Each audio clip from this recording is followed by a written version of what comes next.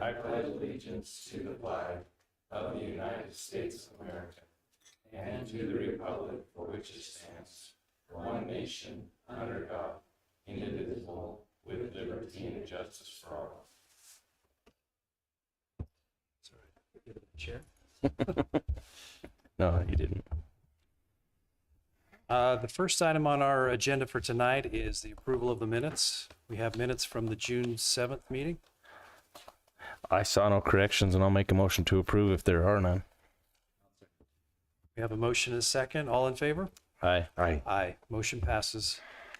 Item number 2 is the Utah Restaurant Association Board Award. This be Shani and I'll take that one. Larry take that. Okay. So we received a letter from the Utah Restaurant Association notifying us that the Utah Restaurant Association Board of Directors has selected Shani Wilson and Tina Grange to receive one of their most prestigious awards. And the invite was for them to come to a special banquet and receive that award, and neither one of them were able to go. But I just wanted to thank them from the commission on the work that you do. There's substantial things that are happening and good work going on and progress being made with our tourism and in this case, the Restaurant Association that sees good things happening here. So thank you.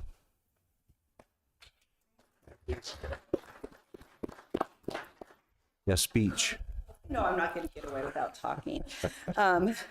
I just want to say thank you, commissioners, for recognizing us in a public meeting, but I wanted to take this opportunity to really just give a shout out and a thank you to all of our restaurants. There's a lot of times that we receive the awards, but it's our actual stakeholders that do the work. And so 4 of our restaurants participated in this road tour.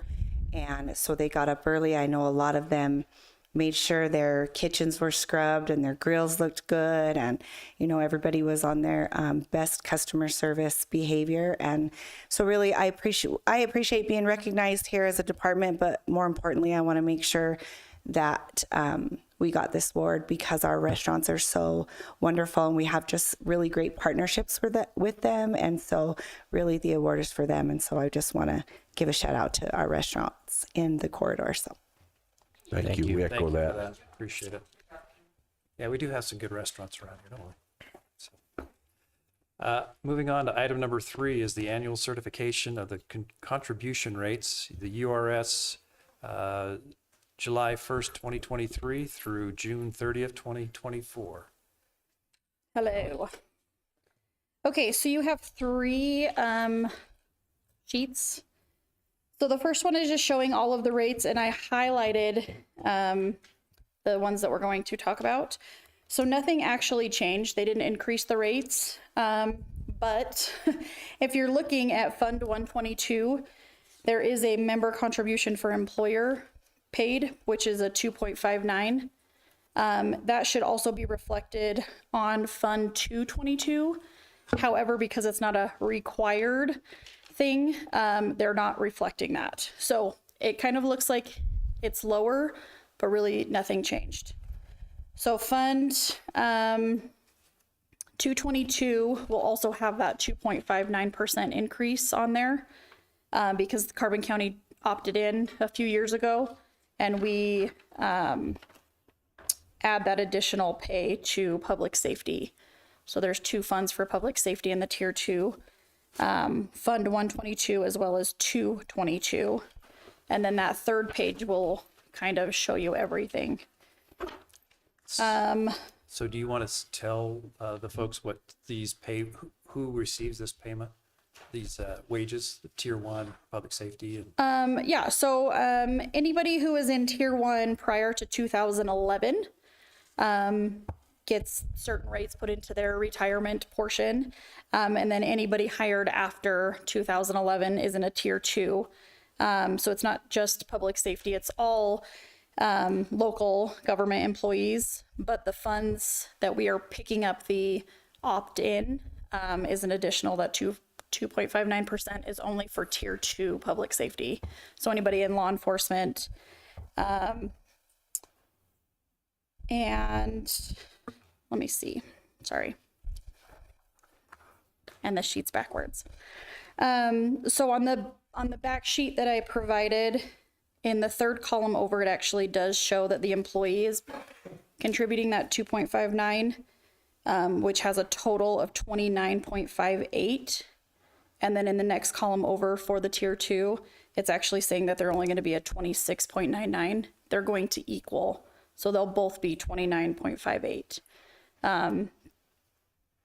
So Lay will just put them in differently because it's not in a required status. So just so you guys know. It's not reflecting the way that I wanted it to, because I said, if you're looking at this, it doesn't actually make sense. But after talking to URS, it's because it's not a requirement for all employers to do it. Carbon County opted in, we chose to. So for Fund 122, it will reflect on there, but for 222, it cannot be required. It's just an addition. So that's why they look different. Well, we appreciate you staying on top of that. Any questions or comments? I have no questions.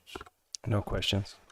I'll make a motion that we approve the annual certification of contribution rates to the URS for would just be July 1st, 2023 to June 30th of 2024. I'll second that. Motion is second. All in favor? Aye. Aye. Motion Thank you. passes. Thank you, Kelly. Item number 4 is the review and possible approval of an agreement between Carbon County and the JB's Family Restaurant to temporarily house a visitor's digital kiosk. How to shorten that stuff. It's super long. So I was here last commission meeting to talk about our new pilot program for the visitor touchscreen kiosks.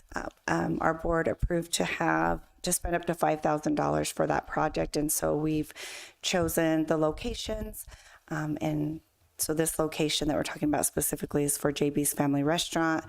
The partnership is the county, so I should say Carbon County Tourism, which is a little bit different than the county budget. We're responsible for 100% of the purchase, the programming of that. IT does a great job doing that, the maintenance and the installation. And the business just has to have power and internet available. Great. So you just need us to say yes or no to this, then? Yeah.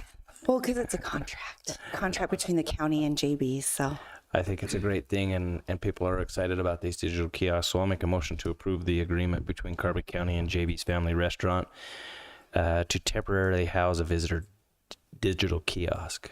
I'll second. Motion is second. All in favor? Aye. Aye. Passes. That motion passes. Item number 5, if you'll hang with us. Review and possible approval of an agreement between Carbon County and Castle Country RV to temporarily house a visitor digital kiosk.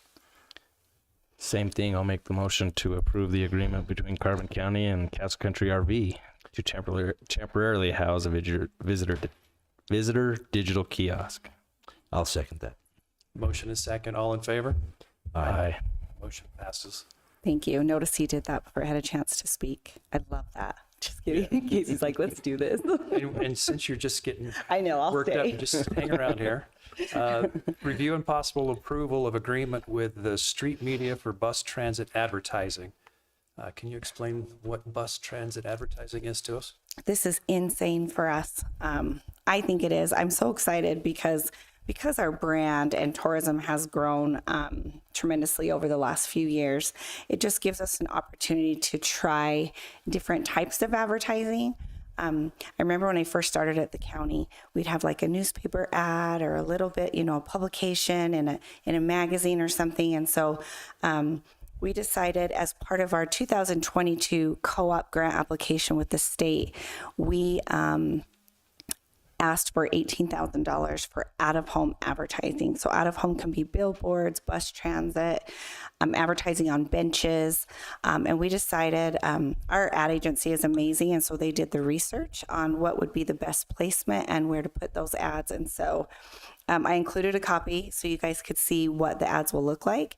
But these will be on buses. This specific contract is for Summit County and Pueblo, Colorado. So we will have some tail end advertisements. So when people are parked, especially behind, those ones will have a QR code that somebody parked in traffic can just shoot that and get information about our area.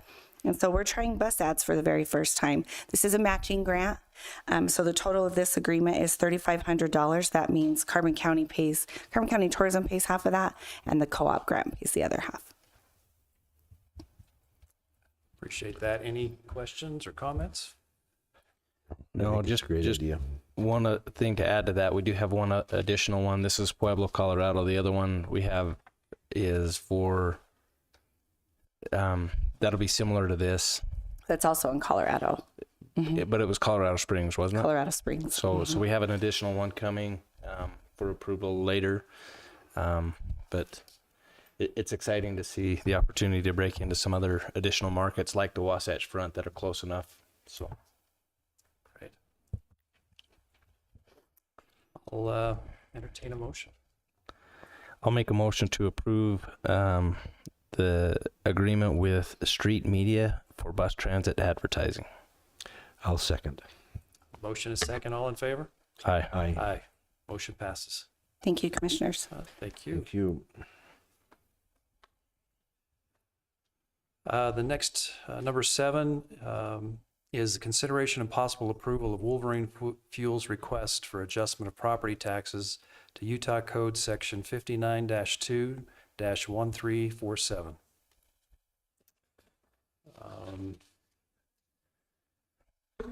Want to take this one, or?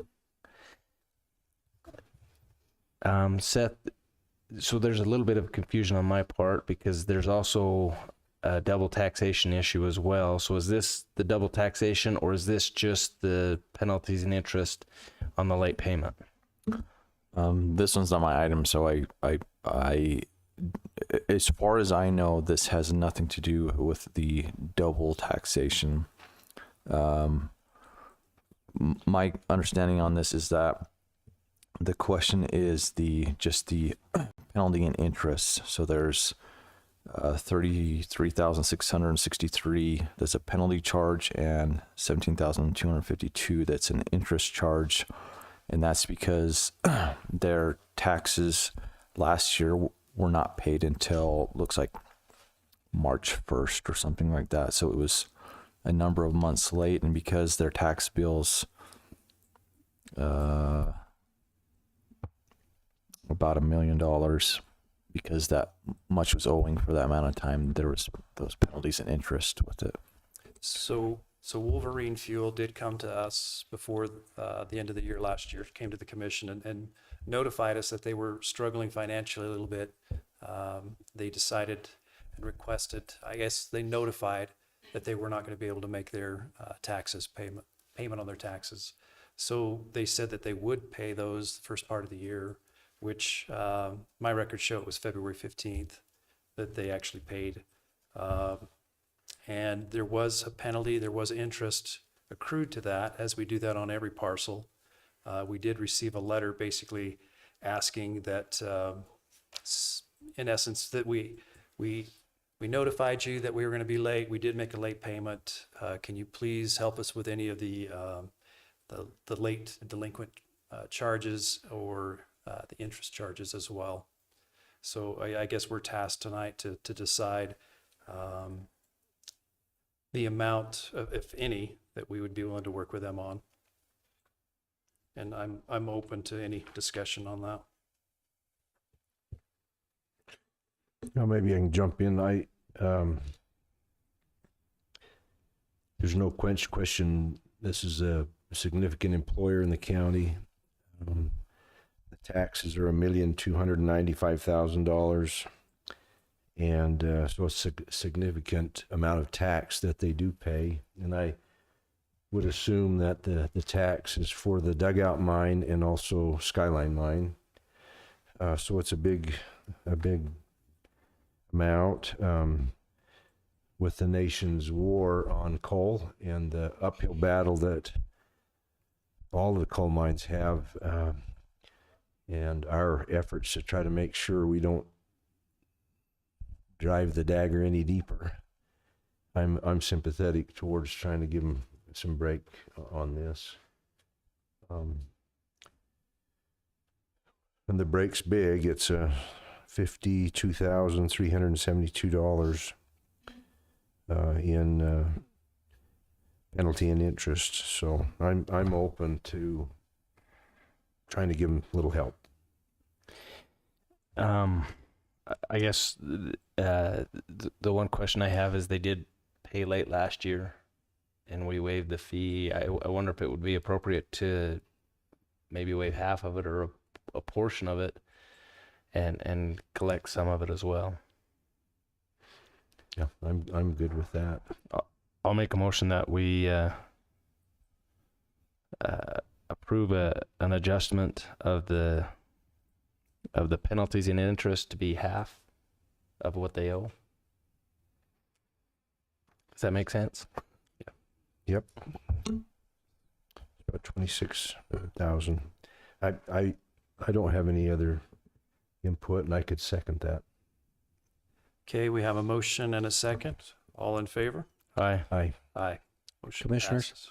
Yes. on that matter, the statute does require us to publish the exact amount of the adjustment and the name of the property owner and the parcel, and the sum of the delinquent interest and penalty that was owed and the amount that was forgiven. So we'll need to get that done. The requirement is that be done within 10 days after tonight's meeting and be published in the newspaper. So who would you like to prepare that? We can have Jeannie do that. Okay. With your oversight. Sounds great.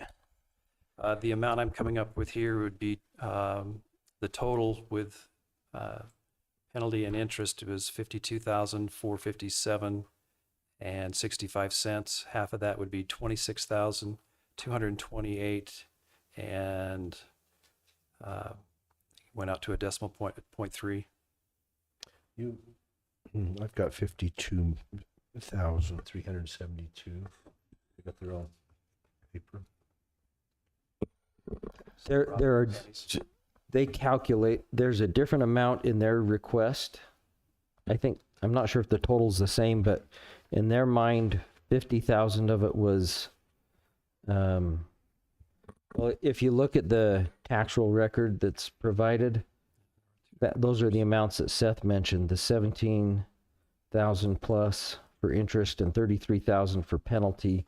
Their own little write-up attributes 50,000 of that to penalties and 1,200 to interest. And my guess, Seth, is that Kay would agree with the tax roll record as far as the amounts of interest and penalty, right? Yeah, and the reason it has that March 1st date is because this is what is owing penalty interest as of March 1st of this year. So I'm sure probably if we got an up-to-date number as of today, I'm sure it's different than these numbers. So I don't know that we could give a... So we probably can't calculate the total today then, it sounds like. The number I have is from June 20th. The one in here that Larry had was June 14th. So you're correct. There's I see that. the dollar's probably off just a touch That's pretty close. from yesterday to today. Oh, okay. Let's just use that June 20th as the amount. That work? Can you add that to your motion? Yes. And I'll second that. Okay, motion is second. All in favor? Aye. Okay, thanks for straightening that out. Commissioner, if I can speak to the other issue just quickly, because we brought it up. Yes. They brought it to our attention. The assessor's office has been looking at all the parcels in the county, especially parcels that are owned by mines, and if they're not part of the actual mining property that they're using as part of their workings, he's been looking at those and adjusting them over to ag ground or taking them off of centrally assessed and putting them onto locally assessed is a better way to put it.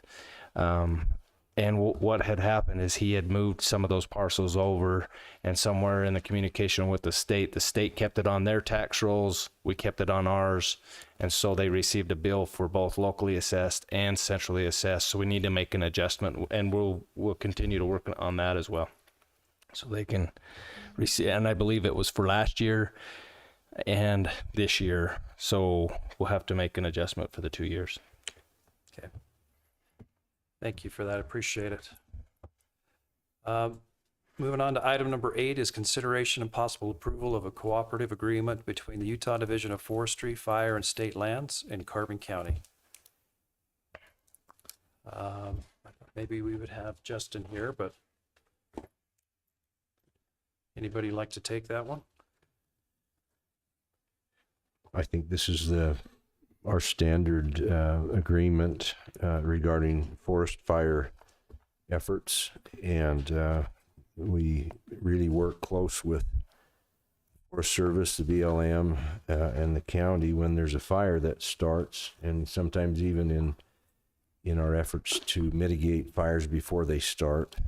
So it's just the same contract that was signed in 2016. It appears like it's very similar in nature. So it spells out who's responsible for fighting the fire and when those roles change. So like I think locally, our local people can respond pretty quick, but then as the Forest Service enters the picture and brings their folks in, they take charge of the situation. I think it's a pretty fair agreement with the state.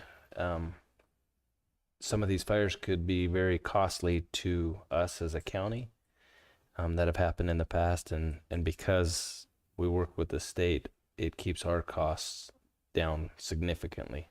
So I think it's a good thing. And we have to show that we're trying to improve some of the areas as well, right? To reduce the fire risk. And Yeah. It spells out our responsibility as a county. Yeah, we pay for a fire warden as well as mitigation efforts throughout the county. So Great. There's no other comments. I'll make a motion that we approve the cooperative agreement between the Utah Division of Forestry, Fire, and State Lands and Carbon County. I'll second that motion. Motion is second. All in favor? Aye. Aye. Motion passes. Commissioners, item number 9, consideration and possible approval of the amendments to the assessor's role. I would suggest that we table that one. I'll make a motion to table. I'll second that. Motion is second. All in favor?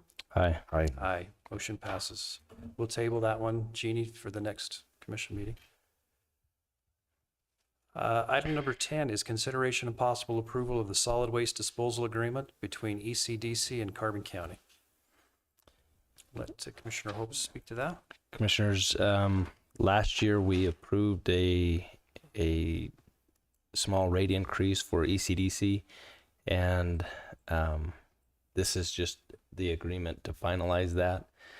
The one thing that we were checking on is just to make sure that all the rates were correct in that. So did you have a chance to review those? Yeah, I'm sorry I didn't get back. It's just been so hectic. But yeah, they looked right to me. Okay. I'll make a motion to approve. Do you feel like you want to review them one more time, or do you think, are you comfortable with them? I think they're correct as well from what I've seen. Can we approve it pending review? I think that's fine, contingent upon Seth's approval. Okay, I'll make a motion to approve pending review. Thank you. I'll second that. Motion is second. All in favor? Aye. Aye. Motion passes. Item number 11 is consideration and possible approval of ordinance number 569, forming the Carbon Emery Justice Coordinating Council. Do you want to take that, or do you want me Sure. to take it? Maybe I can talk about that for a sec. This is a program that the state legislature wants us to do. It basically wants to create what's called a Criminal Justice Coordinating Council, where the county looks at its at its different resources. And kind of the point of it is they're supposed to kind of look at all possible resources for criminal justice improvements and for services for people who come into contact with the criminal justice system, and try and make some goals for criminal recidivism reduction and integration into the community for persons who are charged with crimes or convicted of crimes. So this, if we set such a thing up, then there is money appropriated from the legislature that can be used to possibly help fund some programs or ideas that board may come up with. There's no financial penalty for not participating in this, unless the only financial penalty is that you don't get money that the legislature appropriates for criminal justice councils across the state. So what it does is it asks us to form a body consisting of a county commissioner, the sheriff, a chief of police from at least one municipality within the county attorney, one judge from the county, both a district court judge and a justice court judge, a representative from adult probation and parole, a representative from Four Corners, a victim's advocate, and then the goal is to meet occasionally, but primarily to come up with a strategic plan that requires us to map all of our resources and assets and services that are held within the criminal justice system. So Four Corners mental health services, drug court services, that kind of thing. Come up with a plan for sharing data among all those systems, and then come up with a plan to reduce, and based on that, then come up with some plans or goals to increase recidivism reduction, or in other words, make it so that people who get caught up in the criminal justice system do not keep appearing there and are integrated into the community. So I think what they're really looking for is for us to make efforts to help make sure that people are aware of mental health services, job reentry type services, and make sure that that's all being, when somebody comes into court, that defendant's situation is being looked at as a whole. That defendant is being helped to know where he can go for mental health services, drug abuse rehabilitation services, job training services, that kind of thing. So the legislature really wants us to do this, and can provide some money if we come up with some plans. We are going to have a meeting of this council on Friday morning. Commissioner Hopes has acted as so far as the liaison from the county commission. But I think what we need to do is formally adopt an ordinance stating that we're going to be part of that council. I see that the draft I sent you, I think, has some spelling errors on just a couple of spots. So we'll need to correct those before we actually sign that. But otherwise, it's just a very simple form. The other thought is that we would do that with Emery County, and that they would be part of our council as well, since we rely on the same judges, our agencies, our police agencies and law enforcement agencies associate and help out each other on a lot of cases. We have people who tend to live and work in both counties, or they'll move back and forth between counties. Sometimes we have offenders who live in Emery County and offend in Carbon County, and vice versa. So because we're really pulling from a lot of the same resources, it seemed to make sense to combine our efforts with Emery County and make it one criminal justice coordinating council. So if you approve our participation in this indicates to the state that we're up and going and trying to come up with the goals that they've asked us to come up with. Thanks for that, Christian. I think, though, as part of the motion, you should also formally designate one of you to act as the liaison with the council. To this point, that's been Commissioner Hopes. So he's kind of clued in on that. But I think it would make sense to pass a motion along those lines as well. I'll make a motion that we approve ordinance 569, forming the Carbon Emery Justice Coordinating Council, and that Commissioner Hopes be appointed to serve as the liaison there. I guess I'll second that. We have a motion and a second. All in favor?